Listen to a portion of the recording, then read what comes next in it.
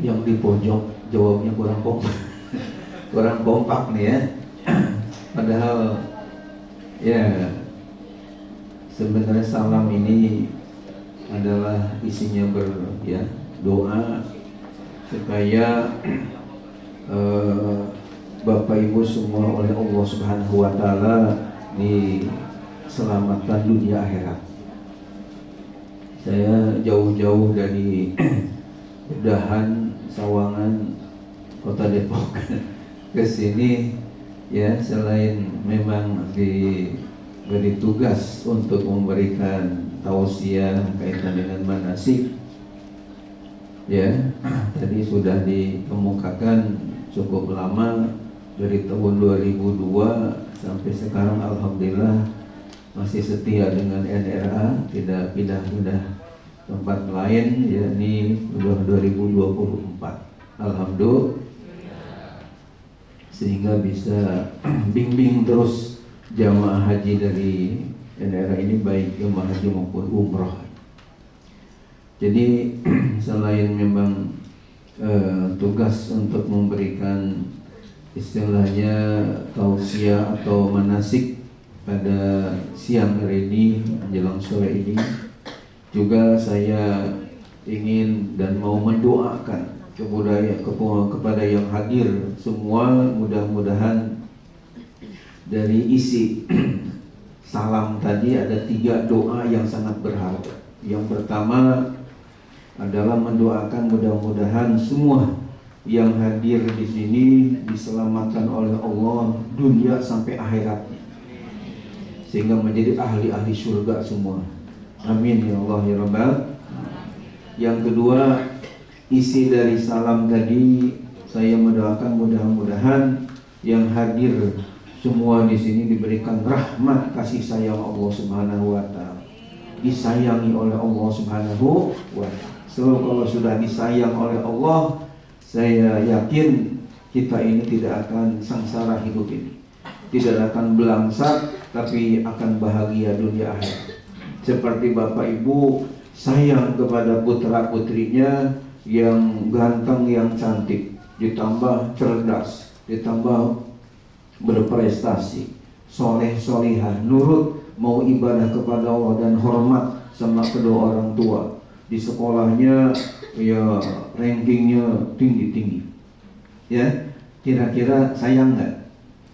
Ketika sayang sama anak, maka anak kita akan selalu kita perhatikan, baik itu makannya, minumnya, pakaiannya, ya bahkan mainannya. Kenapa? Karena begitu sayang. Ketika dia tidur, ketika ada yang nyamuk yang hinggap atau lalat, dihalau karena begitu sayang. Dan demikian juga kalau Allah Subhanahu wa taala sudah sayang kepada kita, maka insya Allah hidup kita akan selalu diperhatikan oleh Allah. Bahkan ya tega kayaknya kalau kita masuk neraka, karena kan Allah sayang. Insya Allah kita menjadi ahli-ahli surganya Allah Subhanahu wa taala. Amin ya Allah ya Rabbal. Dan yang ketiga, dalam salam itu ada terkandung doa, mudah-mudahan semuanya diberikan keberkahan hidupnya oleh Allah Subhanahu wa taala. Ya, amin ya Rabbal. Oleh karena sekali lagi ya, supaya benar-benar Bapak Ibu ini mau selamat, mau rahmat dan mau berkah. Assalamualaikum warahmatullahi wabarakatuh.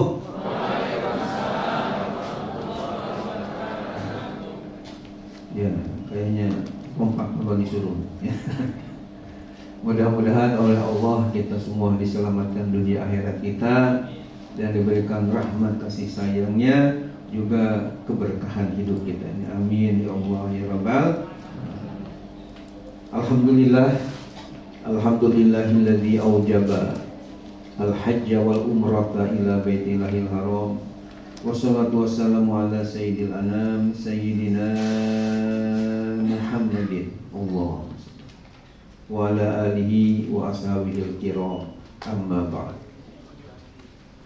Yang sama-sama kita hormati seluruh pimpinan NRA Group, Ibu Hajah Irwawati beserta ya para stafnya, karyawan-karyawatinya yang saya banggakan, para kiai, para pembimbing ibadah haji kita.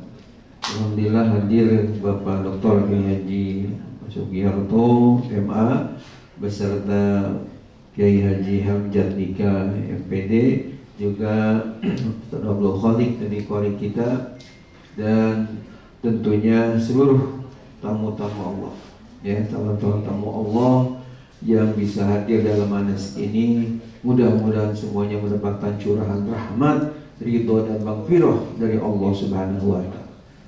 Ya, diangkatkan derajatnya dan diampuni segala dosa-dosanya oleh Allah.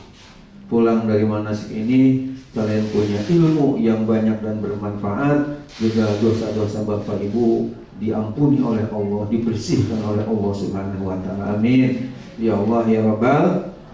Namun bagi yang dengar manasiknya dengan fokus, ya.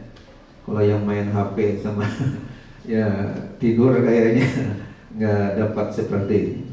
Insya hadirin hadirat yang dimuliakan Allah. Selanjutnya berkenaan dengan manasik ini, tentu ini penting sekali untuk diikuti oleh Bapak Ibu. Walaupun mungkin ada yang lemes ya karena puasa, tapi kita harus semangat karena Rasulullah dulu perang Badar yang katanya hanya 313 melawan 1000 orang-orang kafir, tapi ternyata dimenangkan oleh umat Islam. Padahal jumlahnya jauh berbeda. Itu di bulan Ramadan, tanggal 17 Ramadan. Berarti kan sedang pada puasa. Tapi melawan musuh yang luar biasa, ternyata umat Islam menang. Semangat, ya. Ya, kita apalagi cuma dengerin manasik. Tentunya mudah-mudahan ya lebih semangat lagi. Insya Allah. Kenapa? Ini dengerin manasik ini dianggap penting, sangat urgen, karena Bapak Ibu akan mendapatkan ilmu-ilmu yang bermanfaat, di mana syarat untuk meraih haji yang mabrur itu sepakat ulama, diantaranya adalah harus al-ilmu bil manasik, harus mengetahui tentang ilmu manasiknya, baik itu yang arkanul haji, rukun-rukun haji, syurutul haji, syarat-syarat haji, juga sunanul haji, sunah-sunah dalam ibadah haji. Berkenaan dengan pentingnya kita berilmu di dalam masalah haji ini, ada ungkapan dari ulama kita yang mengatakan wa kullu man bi ghairi ilmin ya'malu a'maluhu mardudatun la tuqbal. Setiap orang yang beramal ibadah tanpa didasari dengan ilmunya, maka amal-amal ibadahnya itu akan ditolak oleh Allah, tidak akan diterima. Jadi amal ibadah kita termasuk ibadah haji, ibadah umroh akan sia-sia. Tidak ada manfaatnya ketika kita beribadahnya tanpa didasari dengan ilmu. Ya, kalau misalnya ibadahnya hanya taklid buta, hanya ikut-ikutan dengan teman, ketika ditanya tidak ngerti apa-apa, ini tentunya akan rugi dan bahaya kalau kita ibadah tanpa didasari dengan ilmu. Maka manasik ini adalah ajang supaya Bapak Ibu berilmu, ya, sesuai dengan yang diajarkan oleh Rasulullah Sallallahu Alaihi Wasallam. Khudhu anni manasikakum, ambillah dari aku manasik kalian. Bapak Ibu yang dirahmati oleh Allah Subhanahu Wa Taala, Bapak Ibu hendaknya bersyukur kepada Allah, ya. Kenapa? Karena tidak semua orang, tidak semua umat Islam di Indonesia ini yang diberikan kesempatan seperti kepada Bapak dan Ibu yang terhormat. Ya, banyak orang yang ingin supaya beribadah haji ke tanah suci, tapi mereka tidak bisa karena berbagai hal. Ya, ada yang karena terlalu tua, ada yang karena sakit, ada yang karena dana dan sebagainya, sehingga tidak seperti Bapak dan Ibu seperti sekarang ini yang akan berangkat ke tanah suci. Makanya harus bersyukur kepada Allah atas nikmat yang luar biasa. Kenapa sampai siap demikian? Ya, karena menurut saya selain untuk membuktikan perintah atau firman Allah dalam Al-Quran surah Al-Hajj ayat 27. Surat apa? Al-Hajj ayatnya ayat 27. Allah telah berfirman yang bunyi ayatnya begini. A'udzubillahi minasyaitonirrajim. Bismillahirrahmanirrahim. Wa azzin fil nasi bil hajji ya'tuka rijalan wa 'ala kulli dhamirin ya'tina min kulli fajjin 'amiq. Itu surah Al-Hajj ayat 27. Yang artinya permaklumkanlah pada manusia untuk ibadah haji. Nanti mereka akan berdatangan kepadamu ke Baitullah ini rijalan, ada yang dengan jalan kaki karena dekat, tidak harus pakai kapal terbang. Wa ala kulli dhamir, ada juga yang menggunakan unta sampai kurus. Ya, zaman ayat Quran diturunkan 1000 tahun lebih yang lalu, kendaraan yang ada di dunia ini ya yang terkenal unta. Jadi ada yang menggunakan unta ke Mekah. Yatina min kulli fajjin amiq, mereka akan berdatangan dari setiap pelosok dunia yang jauh.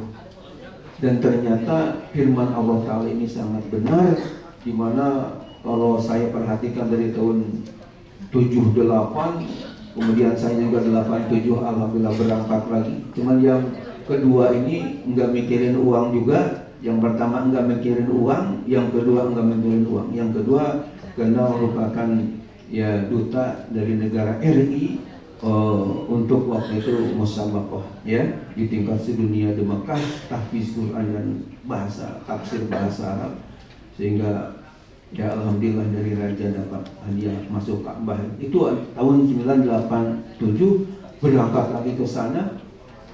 Kemudian dari tahun 2002 dengan sampai sekarang 2024 ini, perhatikan itu manusia berbondong-bondong dari pelosok dunia, termasuk dari Amerika sekarang ini sudah berdatangan banyak mu'alaf. Hadirin hadirat yang terhormat, termasuk dari Indonesia ini jamaahnya banyak sekali, membuktikan kebenaran firman Allah nanti akan berdatangan dari setiap penjuru dunia. Nah, yang menarik kaitan dengan haji ini juga karena ibadah haji ini rupanya punya fadilah. Di antara sekian fadilahnya yang paling ya diincer-incer oleh setiap jamaah haji adalah dukhulul jannah, ingin masuk ke dalam surganya Allah Subhanahu wa ta'ala, diampuni dosa-dosanya dan menjadi penghuni surga Allah. Dan ini bisa dilakukan ketika ibadah haji. Dalam hadis sahih Imam Bukhari dinyatakan, man hajja hadal bait falam yarfus wa lam yafsuq raja'a yaumil umum. Barang siapa yang ibadah haji ke Baitullah ini tidak berbuat rafas, yakni siap menjaga lidah dari ucapan-ucapan yang kotor, yang jorok, ya, tidak senonoh, dan ditambah lagi tidak berbuat fasik, yakni menjaga anggota tubuhnya di perbuatan yang diharamkan Allah, maka dia akan kembali ke tanah air setelah di tanah suci seperti bayi yang baru lahir dari rahim ibunya, begitu bersih dari segala dosa-dosa dan nodanya. Nah, ini juga menjadi, karena ada fadilah semacam ini, menjadi daya tarik untuk supaya bisa ibadah haji, sehingga dosa-dosanya ini diampuni oleh Allah Subhanahu wa ta'ala. Yang terakhir, yang paling istilahnya daya tariknya luar biasa itu adalah karena ada semacam bisyarah ya min Rasulillah biduhulil jannah. Ada kabar gembira dari Nabi kita Muhammad SAW bahwa para jamaah haji ini akan menjadi ahli-ahli surganya Allah Subhanahu wa ta'ala. Hadisnya sahih riwayat Imam Bukhari dan Muslim, muttafaq alaih, dari sahabat Abu Hurairah radhiyallahu anhu. Sahabat Abu Hurairah telah meriwayatkan hadis dari Nabi. Rasulullah bersabda, al-umratu ilal umrati kafaratun lima bainahuma wal hajjul mabrur laisa lahu jazaa'un illal jannah. Yang artinya dari ibadah umrah ke umrah berikutnya penghapus dosa di antara keduanya. Dan haji yang mabrur yang diterima oleh Allah tidak ada lagi balasan yang paling setimpal baginya kecuali surga dari Allah Subhanahu wa ta'ala. Ini yang menjadikan orang istilahnya bagaimana supaya bisa ibadah haji. Sehingga di akhiratnya ya nggak mau menjadi ahli neraka, maunya ada di dalam surga Allah Subhanahu wa ta'ala. Nah, mudah-mudahan Bapak Ibu yang terhormat, dengan kita melaksanakan ibadah haji pada tahun ini, mudah-mudahan pada sehat semua dan pada sukses meraih haji mabrur dan mabrurah semuanya. Amin ya Allah ya Rabbal alamin. Demikian, karena waktu kita terbatas, dari saya cukup sekian. Mudah-mudahan nanti di waktu yang akan datang bisa bertemu lagi dengan materi yang lain. Demikian, akhirul kalam. Assalamualaikum warahmatullahi wabarakatuh. Assalamualaikum warahmatullahi wabarakatuh. Bismillahirrahmanirrahim. Alhamdulillahirabbil alamin. Assalatu wassalamu ala asyrafil anbiya'i wal mursalin Sayyidina wa habibina wa syafi'ina wa maulana Muhammadin wa ala alihi wa sahbihi ajma'in. Subhanaka la ilma lana illa ma 'allamtana innaka antal alimul hakim. La haula wa la quwwata illa billahil aliyyil azim. Amma ba'du. Bapak Ibu, mari sama-sama kita bertalbiyah.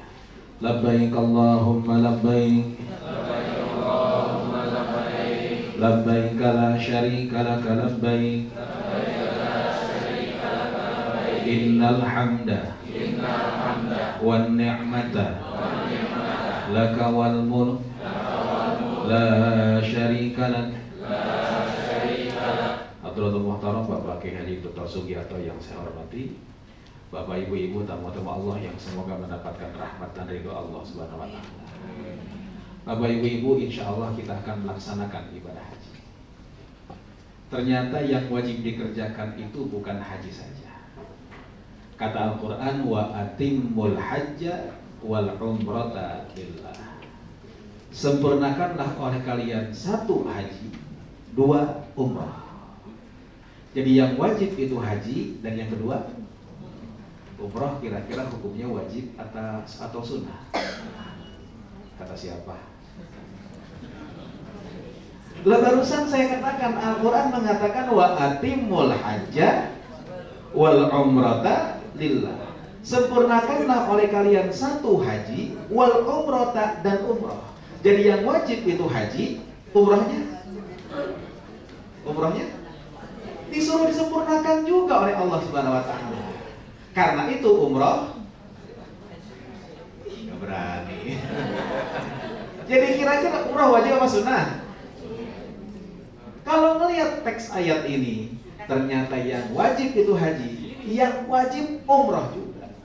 Karena Allah perintahkan wa atimmul hajja wal umrata lillah.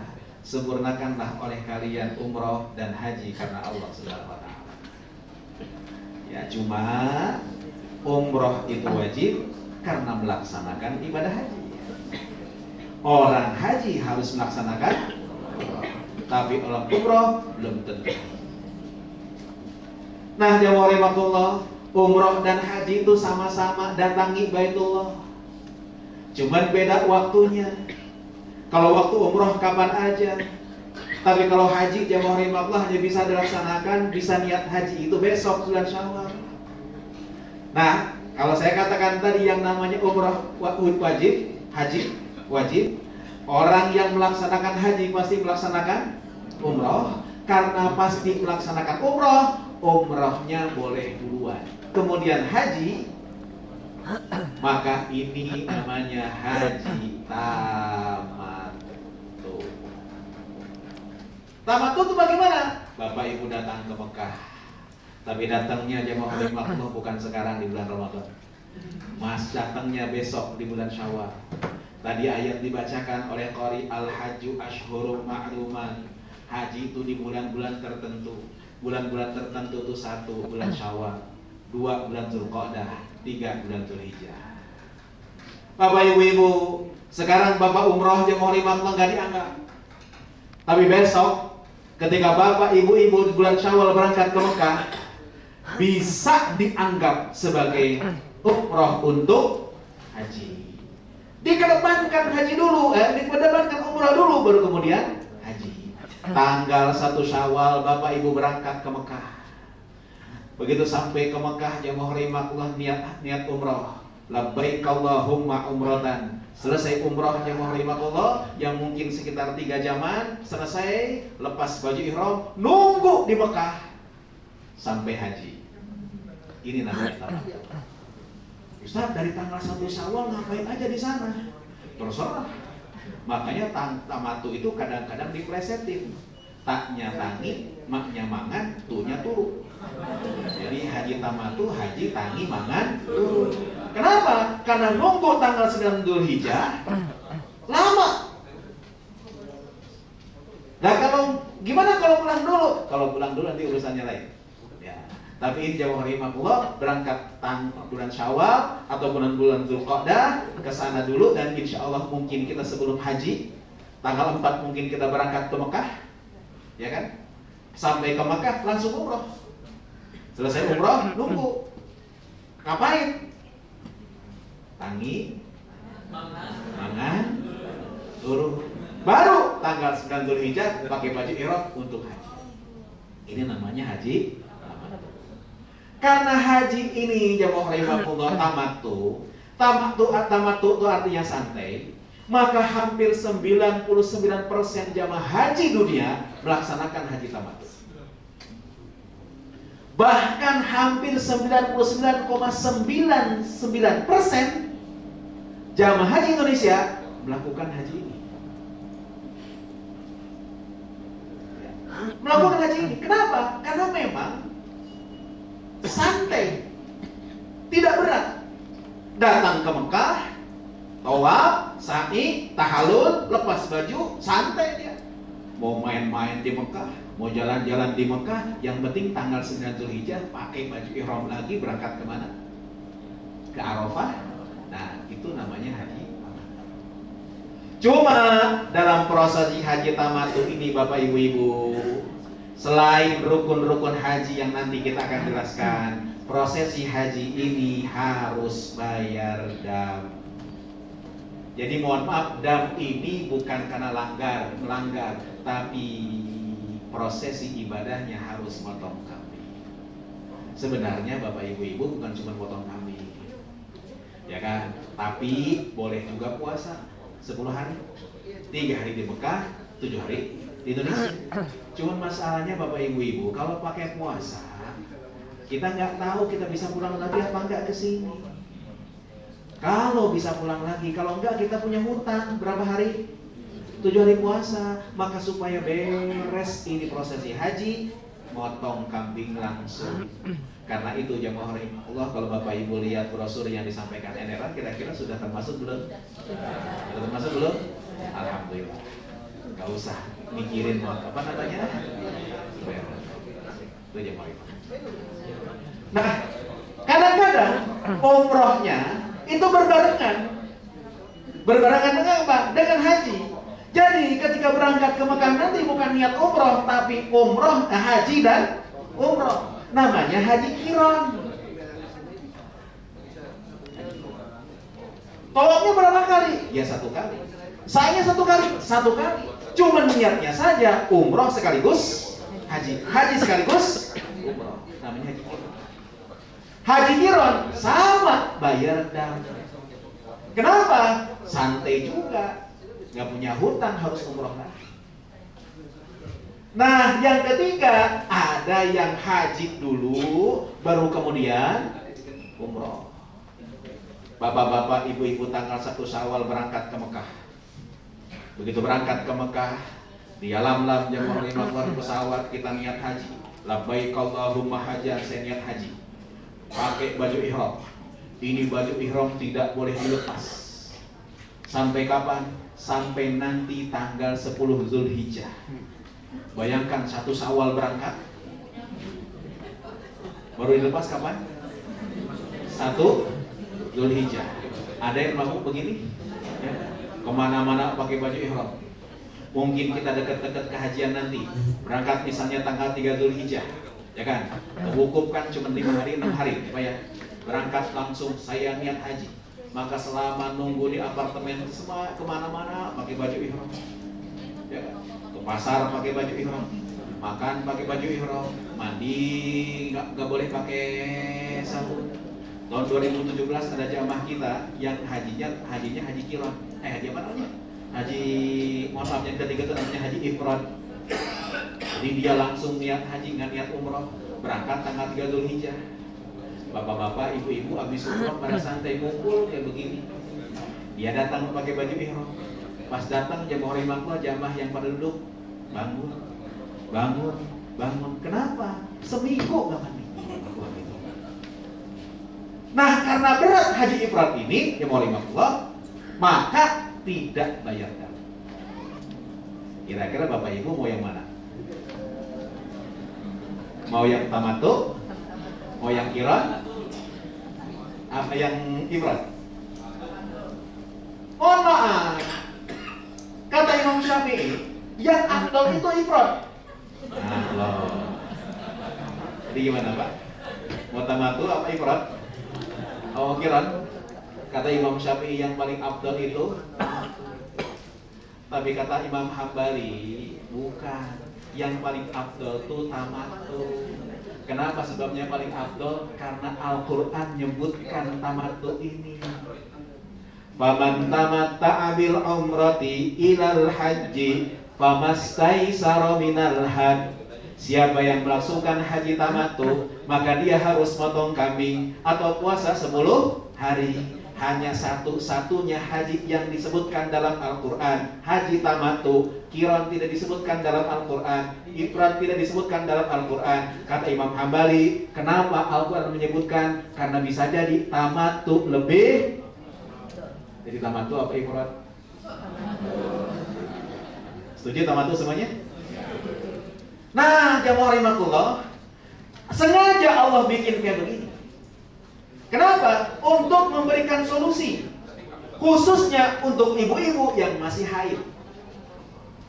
Nah, jamaah rahimakumullah, insya Allah kita langsung ke apartemen. Insya Allah kalau kita berangkat tanggal 4 Dzulhijjah, nanti diatur kita akan berangkat tawafnya bagaimana. Setelah istirahat sebentar, baru kita akan laksanakan rukun umroh. Rukun umroh itu apa? Satu, tadi niat di mana? Bersama. Lalu yang kedua tawaf. Jamaah rahimakumullah, tawaf ini ngelilingin Ka'bah. Nggak ada doa yang wajib dibaca ketika tawaf, diam aja sah. Makanya bapak ibu-ibu nggak usah stres sama doa, ya kan? Nggak usah stres karena jamaah haji pada stres mau berangkat lihat buku doa, masya Allah tabarakallah. Terang bapak ibu-ibu, nggak usah dihafal. Insya Allah NRA juga kasih headset. Headset ini supaya bapak-bapak bisa ngikutin doanya. Mudah-mudahan bisa tambah khusyuk. Tapi tolong headset ini balikin, bukan souvenir ya.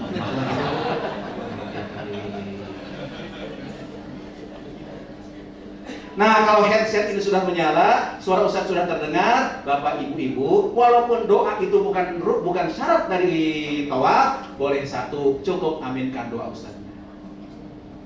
Kalau pengen doa sendiri, matikan aja headsetnya, doa sendiri.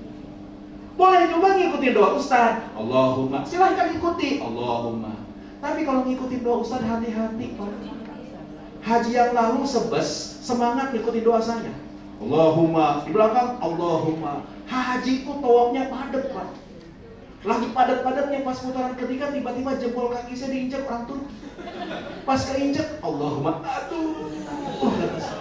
Itu di belakang kompak Allahumma, aduh. Saya tanya Pak Haji, kenapa doanya pakai aduh? Ustaz kita dengar Ustaz doanya Allahumma, aduh. Tidak ada doa yang wajib dibaca. Yang sunnah dibaca tasbih subhanallah bareng-bareng. Subhanallah. Walhamdulillah. Wala ilaha illallah. Allahu akbar. La haula wala quwata illa billah al-aliyyil azim. Cuma Bapak Ibu-ibu tawaf ini harus punya wudu. Jadi pastikan ibu-ibu ketika berangkat umroh untuk yang pertama ini dalam keadaan suci. Ustaz, kalau begitu berarti kita harus minum apa Bu? Primolo dong. Tidak usah juga. Kenapa? Karena banyak juga orang yang minum Primolot karena stres, kegiatannya banyak, jebol juga. Justru makin susah. Makanya Bapak Ibu, Allah bikin kayak begini tuh untuk mempermudah. Ustaz, kita berangkat tanggal 4 Dzulhijjah Ustaz. Kayaknya saya masih haid dah. Baru selesai itu tanggal 5 Dzulhijjah. Ya udah, haji tamattu tetap. Cuman ketika orang nanti berangkat umroh, dia nggak usah umroh dulu. Tunggu suci. Ustaz, maaf, pas saya berangkat pas haid. Kelihatannya sucinya itu adalah tanggal 9 Dzulhijjah ketika wukuf. Oh, kalau gitu nggak usah haji tamattu. Robah aja ketika di pesawat langsung haji dan umroh, haji qiron. Damnya namanya berubah, bukan dam tamattu tapi dam qiron. Gampang nggak kira-kira? Gampang. Justru kalau minum Primolot tiba-tiba jebol, jemaah rahimahullah, akhirnya siklusnya nggak jelas, yang pusing Ustaz gitu. Itu jemaah rahimahullah. Maaf Pak Bu, tawaf di musim haji jangan ngebayangin musim umroh. Kalau Bapak Ibu-ibu pernah umroh, jemaah rahimahullah, mohon maaf, umroh tuh sepadat gimana pun juga santai Pak, masih ada celah. Tapi kalau musim haji, diem aja, muter, diem aja, muter sendiri. Kenapa? Saking padatnya. Karena itu jemaah rahimahullah, jangan kekeh betul. Apa kekeh betul itu? Maksa, Ustaz. Saya diajarkan guru saya bahwa sunnahnya yang yunnah itu Ustaz, kalau tawaf itu harus tarik kecil di putaran 1, 2, 3. Mangga cuma tarik kecil. Orang diem aja. Apa namanya? Makanya mohon maaf Bapak Ibu, saya tuh masih muda Pak, ya kan? Bu, saya masih muda kan Bu? Masih muda kan? Mohon maaf Bapak Ibu, besok ketika haji, walaupun kita masih muda, yang mau dimaksud, tolonglah ikut kata kita. Kenapa sebabnya? Alhamdulillah Allah berikan kepada kita pengalaman.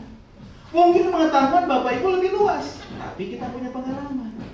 Itulah para jemaah Allah, kadang-kadang teori pengetahuan tidak sesuai dengan lapangan. Justru yang dipakai tidak lain dan tidak bukan dalam lapangan. Karena itu para jemaah Allah, ketika tawaf ini insya Allah nanti kita akan terus dibimbing. Yang pasti harus dalam keadaan wudu. Ustaz, bagaimana kalau batal wudu? Berhenti dulu, wudu dulu, baru kemudian tawaf lagi. Ustaz, saya tadi kentut, tapi sedikit Ustaz. Ya lah. Lalu lanjutkan di putaran berapa kita perhatikan. Tolong Bapak Ibu, di sini butuh kejujuran. Jamaah haji itu Bapak Ibu, karena takut ketinggalan rombongan, akhirnya kentut tidak lapor. Baru selesai kita tawaf sa'i di apartemen baru. Ustaz, kayaknya tadi ketika mau tarik saya kentut dah. Astagfirullahaladzim. Satu, dia harus bayar dam karena sampai hotel dia sudah ganti baju dan segala macam. Yang kedua, harus mulai lagi dari awal tawafnya dan sa'inya. Karena itu tolong jujur Bapak Ibu. Ustaz, bagaimana kalau sentuhan laki-laki dan perempuan kamu itu padat? Nah, untuk hal ini ternyata luar biasa. Perbedaan fikih itu bukan untuk memberikan solusi. Ketika tawaf ini, yakinkan gak batal.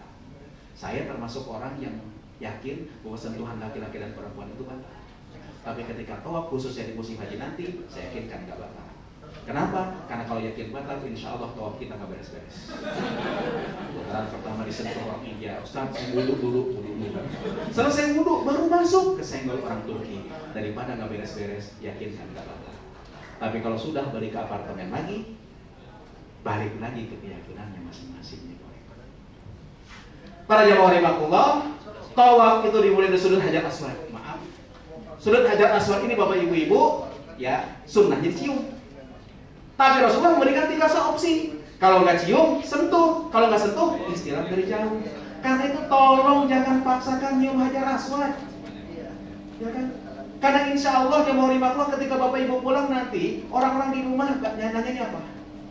Nyium Hajar Aswad. Pasti nanya begitu. Sama aja nyium, walaupun cuma istilah. Karena istilah ini pun juga sama nilainya dengan nyium hajar aswad. Jangan paksakan nyium hajar aswad khususnya sebelum hajian. Karena kalau sudah hajian boleh pakai baju biasa untuk tawaf itu. Tapi sebelum hajian hanya yang pakai baju ihram yang boleh Allah untuk tawaf di sekitar Ka'bah. Bisa dibayangkan bapak pakai baju ihram, nggak pakai daleman, terus nyium hajar aswad, tertarik bawahannya, insya Allah kiamat sugro.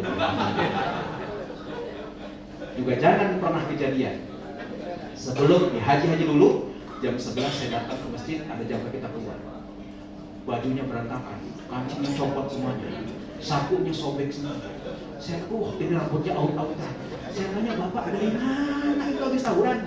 Bukan Pak Ustaz, habis nyium hajar aswad. Masya Allah Ustaz, desek-desek.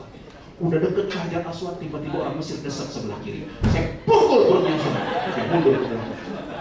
Udah deket lagi Ustaz, orang ini desek kepalanya. Saya sikut kepalanya, dia mundur ke belakang. Akhirnya itu hajar aswad terbuka Ustaz. Saya ciumin Ustaz. Waduh, indah banget Ustaz, nikmat banget Ustaz. Saya hanya komentar, hey man, how can you get beauty if the way is not beautiful? Itulah para jemaah. Kita berangkat tanggal 4 misalnya, 3, 4, 5, 4 sampai sana tanggal 5. Berarti 5, 6, 7 kita di transit.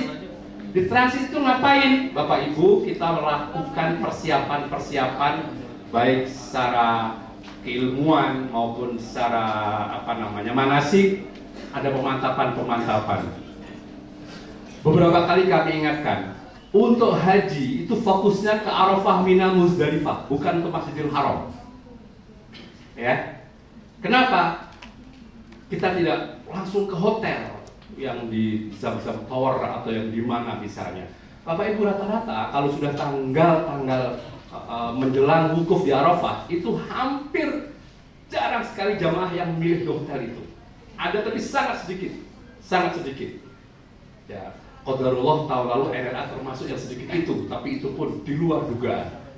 Tapi sepertinya itu sulit terulang lagi. Kenapa?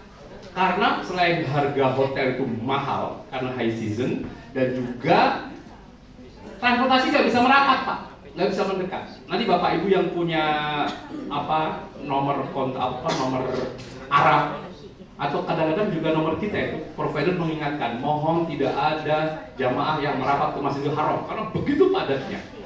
Sering terjadi kehilangan jamaah lepas itu justru di momen-momen itu padat sekali. Maka kita fokus di apartemen Bapak Ibu, kita fokus di transit kita itu. Kecuali misalnya bertepatan dengan sholat Jumat, kemudian ada armada yang mengangkut kita ke sana, terus setelah dipantau situasinya memungkinkan tempat menginap kita itu gak jauh, itu lain urusan, itu lain persoalan lagi. Tapi yang jelas kita tidak fokus ke Masjidil Haram. Jadi selesai tawaf sa'i tahallul, fokusnya persiapan wukuf. Persiapan wukuf yaitu kita di transit. Biasanya kami adakan tausiah, sholat berjamaah.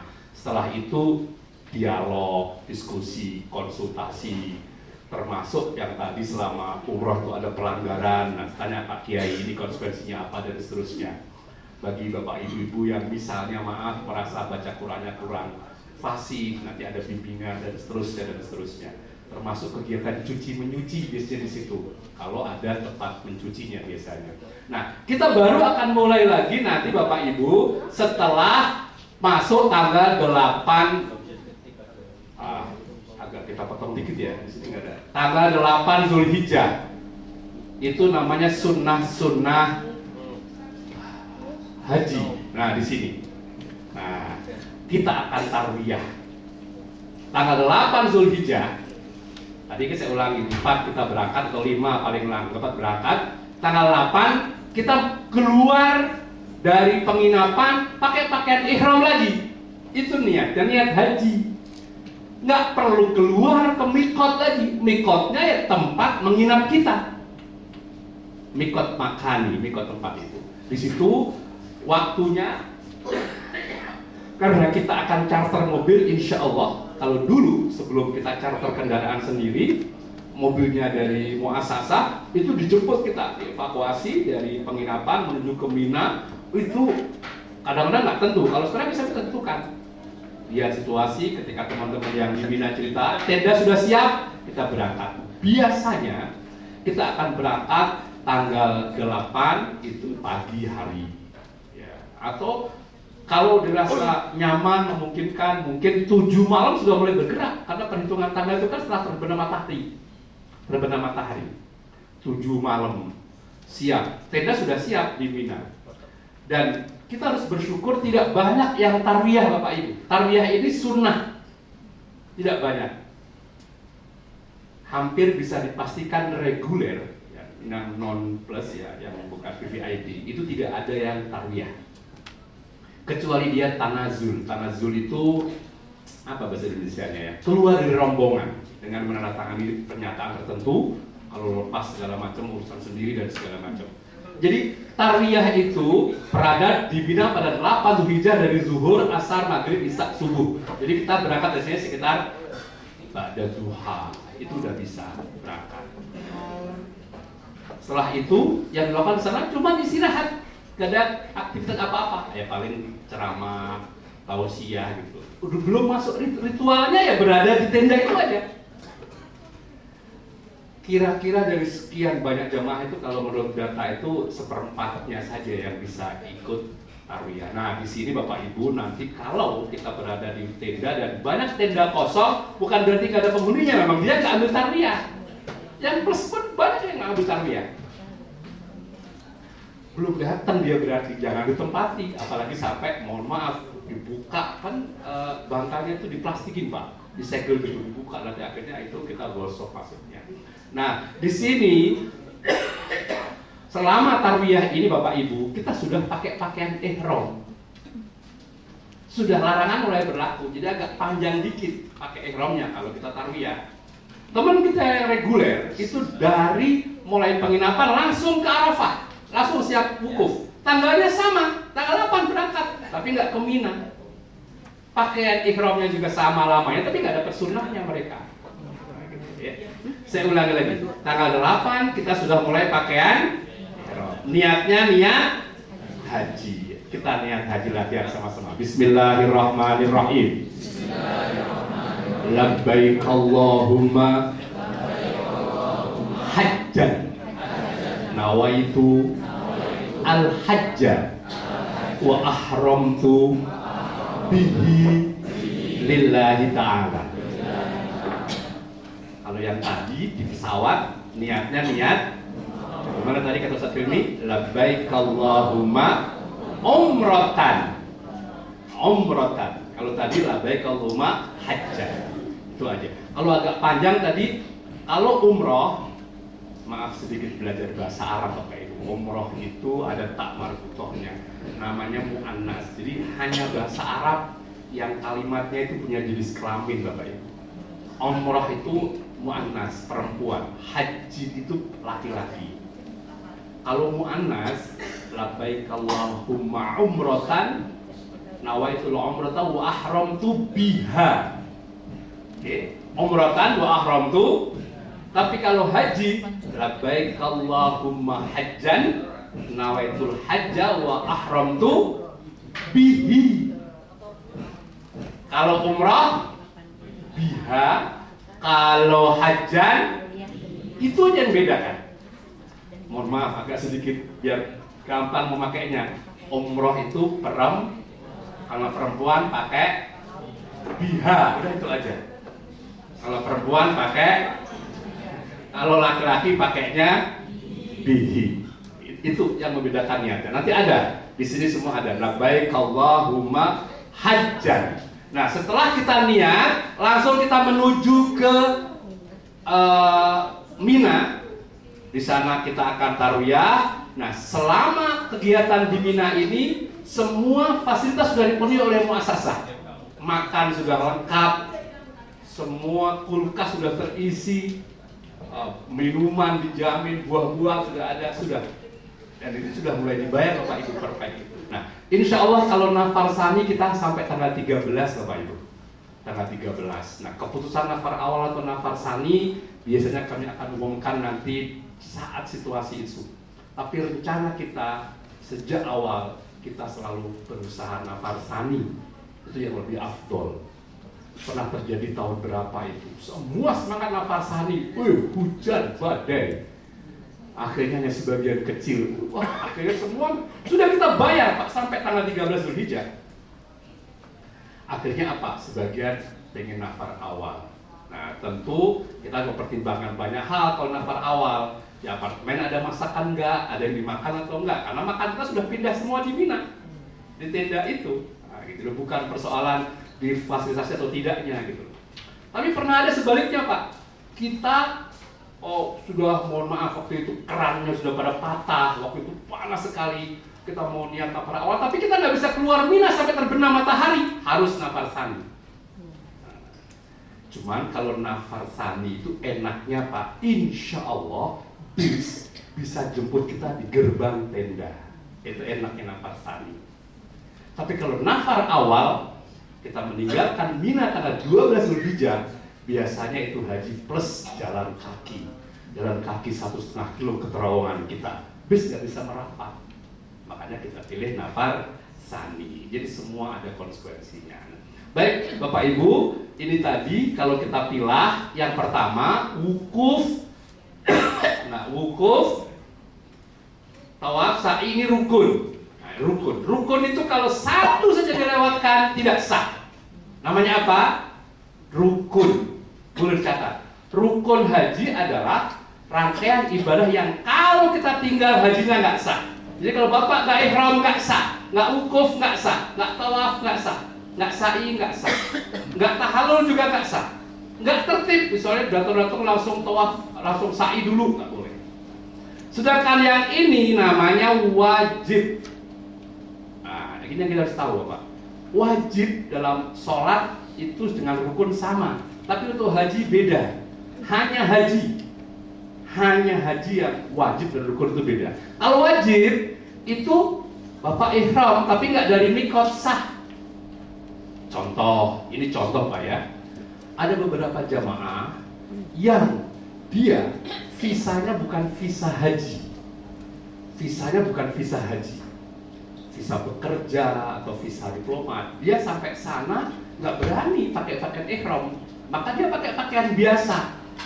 Tapi dia nggak ihram dari mikot, maka hajinya sah, tapi dia wajib bayar dam. Begitu. Atau Bapak mohon maaf karena satu dan lain hal nggak bisa ke Muzdalifah, hajinya sah. Pernah ada travel satu bus tidak sampai ke Muzdalifah. Saya lupa tahun berapa itu, tahun 2000-an. Maka travel itu harus membayarkan dam seluruh penumpangnya. Ternyata sopirnya tersesat Pak sampai ke arah Riyadh. Tadi kan kata Ustaz Rini tadi, sopir tembakan gitu, sopir musiman. Semua sampai semua itu harus, karena nggak ada tanda-tanda di mana ini Muzdalifah. Muzdalifah itu kan kelihatan jelas sekali. Bapak Ibu karena satu dan lain hal nggak bisa mampir di Mina, sah, boleh. Teman-teman kita yang saya ke apartemen yang mahal segala macam, dia nggak mampir di Mina, tapi harus bayar dam, seekor kambing. Nggak melempar jumrah, sah. Bahkan untuk lempar jumrah Bapak Ibu bisa diwakilkan. Misalnya capek, lelah sekali diwakilkan, sah. Nggak apa-apa, nggak melempar jumrah. Tapi kalau sama sekali nggak dilemparkan juga, nggak diwakilkan juga, bayar dam. Tapi kalau cuman, Ustaz, saya diwakilkan oleh suami, nggak usah bayar dam. Nggak usah bayar dam. Atau wakilkan ke ustadznya, boleh. Ustaz tolong wakilkan, tapi tolong kalau wakilkan batunya juga dikasih. Jangan ustaznya suruh lemparin, batu suruh nyari sendiri juga. Batunya dikasih, tolong lemparkan. Sah. Yang terakhir tawaf wada. Bapak Ibu kalau nggak tawaf wada sama sekali nggak ada pengaruh pada haji. Haji tetap sah, cuman bayar dam karena ini haji. Nah, ini talbiyahnya sudah, dan ini sunnah dibaca sesudah Bapak Ibu melafadzkan niat labbaik Allahumma umratan. Umrah di mana nanti dibacanya? Di pesawat. Di daerah apa? Yalamlam. Di mana Yalamlam itu? Itu dekat Yaman. Kita kan melewati Yaman. Maka mikotnya orang Yaman adalah Yalamlam. Kita pun harus ngikut. Jika kita melewati mikot di lalu maka harus niat di Yalamlam. Kalau di Jeddah itu tahun 86. Itu atas fatwa MUI, maka masih di ikhtilaf ulama, ada yang setuju ada yang tidak. Tapi kayak alam semua setuju, sebab memang kita lewat ya lam. Susah Ustaz, ya susahnya itu menjadi bagian dari ketaatan dan beda nilainya. Susah dengan gak susah nilainya pasti beda. Lebih susah lebih banyak nilai pahala. Ya, jadi sekali lagi Bapak Ibu, nanti bapak-bapak pakai ihramnya biasanya dari Cengkareng, sudah copot bawahannya, atasannya masih pakai batik nasional. Nanti mau sekaligus bawahannya, dalamannya dikeluarkan saat di Cengkareng, boleh kalau kuat. Takut semeriming kena AC nah, tapi kalau kuat, kalau nggak kuat ya masih boleh pakai kolor kan, belum niat gitu ya. Jadi boleh nanti dicopotnya saat menjelang mau niat, saat dikasih tahu oleh kru dari pesawat kita akan melewati mikot, silakan persiapkan. Nah, langsung yang atasan copot ya. Kadang ada jemaah baju dicopot, celana dicopot, peci dicopot, kaos kaki nggak dicopot. Kena ada nggak?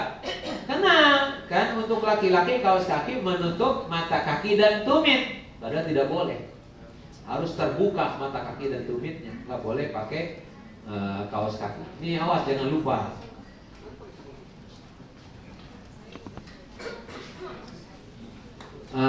Sunnah haji, talbiyah dan tarwiyah. Talbiyah sudah saya sampaikan, yaitu sudah dilakukan sejak niat sampai tawaf untuk umrah. Untuk haji sejak niat sampai lontar jumrah aqabah atau tawaf ifadah. Ingat-ingat Pak, nggak usah ada ustaz. Apalagi jalan sendiri, labbaik Allahumma labbaik, labbaik la syarika, terus aja talbiyah supaya jadi ibadah. Ya. Baik, kedua tarwiyah. Dan juga disampaikan tarwiyah itu apa? Kita berada di Mina pada tanggal 8 Zulhijjah. Nah, supaya tahu ngapain sih tarwiyah? Ya, kenapa nggak langsung Arafah? Tarwiyah ini penting Pak. Nabi dulu tarwiyah di Mina saat Nabi persiapan ke Arafah. Apa tarwiyah itu? Mempersiapkan perbekalan. Nah, zaman Nabi menyiapkan air, menyiapkan makanan roti untuk bekal selama Arafah, Muzdalifah, Mina. Itu ya, kembali ke Mina. Zaman dulu kan tidak ada air yang disediakan kayak sekarang. Sekarang kan di Arafah itu tersedia lemari es yang di dalamnya berbagai minuman. Ada air mineral, ada jus, berbagai macam jus ada tuh. Dan boleh kita ambil karena sudah kita beli. Ya. Nah, dulu zaman Rasul mana ada jus. Secara pemimpin jauh sampai di situ pada bawahannya. Seorang istri nangis, ya, takut bukan istri solihah. Apalagi kita punya orang tua belum bisa berbakti saat terbaik itu. Tapi Arafah waktu terbatas. Ini masih ada yang foto-foto, ketawa-ketawa. Dan ini rentan yang begitu itu sesudah makan siang. Tadi kan disampaikan. Dari mulai pagi jam 10 di Mina nih kita sudah mulai, Bapak Ibu silakan duduk, yang baca Quran, hadap sunnah ke kiblat. Hadap kiblat, punya wudu, ya. Kemudian sama semuanya dirapikan, lalu menghadap kiblat. Ada yang baca Quran tadi, ada yang zikir, macam-macam lah namanya jemaah. Nanti terus jam 11 mulai acara kita, ya, tadi sambutan, ada tausiah, lalu azan dikumandang, lalu khutbah dilakukan. Nah, khutbah dulu, khutbah Arafah. Habis khutbah Arafah, lalu ada sholat duhur dan asar jamaah qasar takbir langsung. Habis itu muhasabah tuh, nangis. Habis itu saling maaf, suami minta maaf istri maaf-maafan. Sampai itu saling mendoakan. Udah gitu bubar, makan siang. Nah, habis makan ini Itu habis makan ini pada bubar. Ada yang serius langsung kembali ke tenda, duduk ngadap kiblat, baca Quran, nangis, ingat anak, ingat istri, ingat ibu, ingat kebayang semua. Nangis, doa. Ada yang nyari suami, nangis serius. Mas, maafin ya, aku banyak dosa kayaknya sama mas. Aku suka cerewet, suka malas melayani, suka melawan, suka melotot. Apalagi akhir bulan, mas, suka melotot, suka nggak tahu mas capek atau apa, banyak banget dosaku. Ampun, maafin ya mas, aku ingin makbul, ingin terus. Suami jangan bilang, baru kali ini sadar ya. Nggak usah begitu, nanti berantem di Arafah. Kamu juga. Langsung tuh rahmat yang hebat bilang, iya bapak juga minta maaf. Bapak ini pimpinan di rumah tangga, tapi belum bisa. Banyakkan marahnya daripada nasihatnya. Egois, sombong kadang-kadang. Maafin ya, Ma. Doain bapak biar jadi suaminya sombong. Biar anak-anak, biar jadi contoh buat anak-anak. Doain, doain. Aduh, indah Pak. Berdua. Nah, itu. Jangan malah ngobrolin. Kenapa? Bos mas nggak berangkat, padahal enak loh wukuf di Arafah. Orang pelit begitu mana mau. Itu mulai nggak benar. Malah ngomongin orang. Coba deh, kakak mas haji, orang begitu mana mau dia. Boro-boro haji, Jakarta aja jarang. Ini nggak boleh. Terucap kalimat-kalimat yang tidak baik, yang merusak. Ingat setan berusaha menggelincirkan kita supaya gagal dengan berbagai cara. Nah saat itulah banyak yang keluar dari Islam. Jadi tarwiyah adalah menyiapkan Bapak Ibu agar siap hati, ya istighfar, ya kita mohon ampun, dikasih bekal-bekal apa yang besok yang akan kita laksanakan agar di Arafah itu udah betul-betul tahu yang harus dilakukan. Baik ya, jadi betapa penting tarwiyah ini supaya kita udah mau maghrib mas. Oh tuh jangan nih jadi nggak konsentrasi. Nanti jadi lihat bakwan. Baik. Tarwiyah itu sholatnya selama di Mina tarwiyah qashar tanpa jamak. Jadi zuhur 2, asar 2, diskon. Maghrib 3, bisa ada 1,5. Isya 2, masa jadi 1. Jadi yang bisa dikosor mah yang 4 rakaat. Nah, gitu. Tanpa jamak. Jadi duhur pada waktu duhur tapi 2. Asar ini selama di Mina juga begitu. Nanti ketika kita mabit Mina tanggal 10, 11, 12, 13 semuanya qashar tanpa jamak. Artinya lebih harus banyak pikir, banyak baca Quran, banyak doa, banyak mohon ampun di Mina. Jadi memang ibadah sholatnya didiskon. Yang 4 rakaat jadi 2 rakaat.